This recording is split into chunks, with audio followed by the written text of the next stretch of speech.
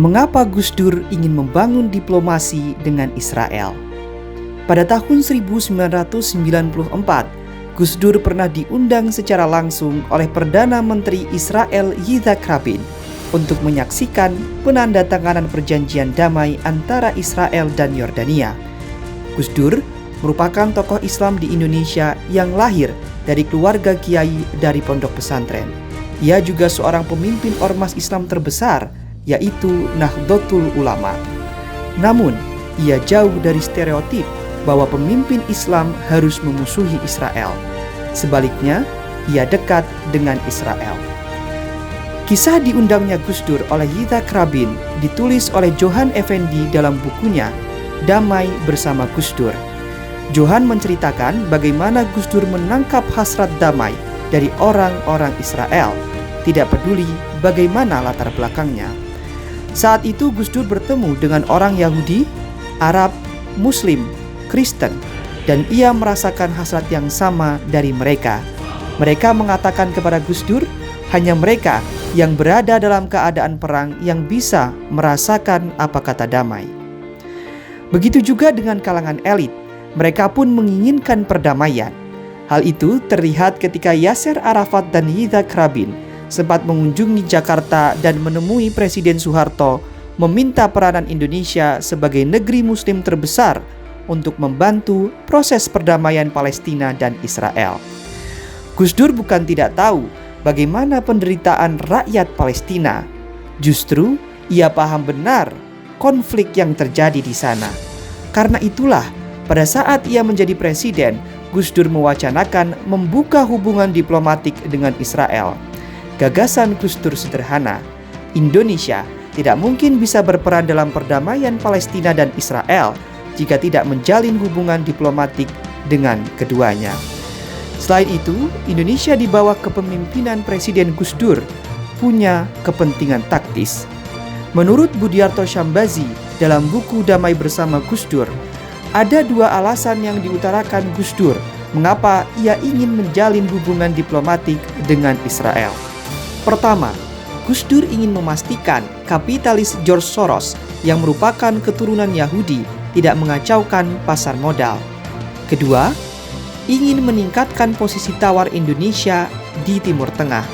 Sebab selama itu Timur Tengah tidak pernah membantu Indonesia menghadapi krisis. Daya dan posisi tawar Indonesia kemudian semakin menguat di tengah bangsa-bangsa Arab.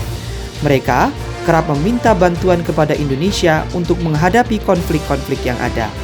Melalui Menteri Luar Negeri Alwi Shihab, Gus Dur dalam pandangan Budiarto Syambazi setidaknya mengintrodusir 3 elemen politik luar negeri, yaitu menjaga jarak yang sama dengan semua negara, hidup bertetangga, dan kebajikan universal. Sejarah mencatat, Palestina merupakan negara pertama yang mengakui kemerdekaan Indonesia saat pertama kali diproklamirkan pada 17 Agustus 1945 saat umat Islam di seluruh dunia sedang menjalankan puasa Ramadan.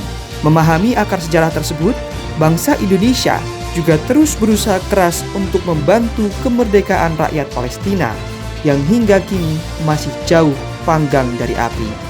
Diplomasi tiada henti dilakukan oleh pemerintah Republik Indonesia untuk menghentikan kebrutalan Israel yang di-backup penuh oleh Amerika Serikat dalam menduduki wilayah Palestina, sebab setiap hari menimbulkan banyak korban.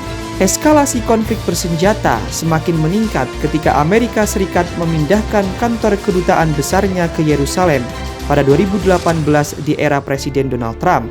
Itu artinya Israel secara tidak langsung telah menguasai Al-Quds, padahal kota suci tersebut merupakan kediaman dari 3 bangsa, yakni Islam, Nasrani, dan Yahudi. Artinya, Israel seharusnya tak saling mengoloni, melainkan harus hidup berdampingan sebagai bangsa-bangsa lainnya.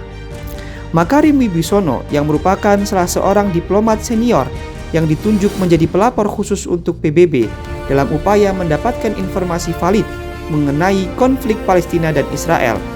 Informasi-informasi dari pelapor khusus tersebut dijadikan pertimbangan-pertimbangan dalam memutuskan kebijakan dua negeri serumpun itu. Namun, informasi dan data yang lengkap di lapangan yang didapatkan oleh Makarim Wibisono seolah hanya menjadi pelengkap report, sebab hingga kini PBB tidak dapat berkutik menyelesaikan konflik yang telah merenggut banyak nyawa tersebut. Setiap upaya pendudukan selalu memunculkan tragedi dan banyak korban dari kalangan sipil.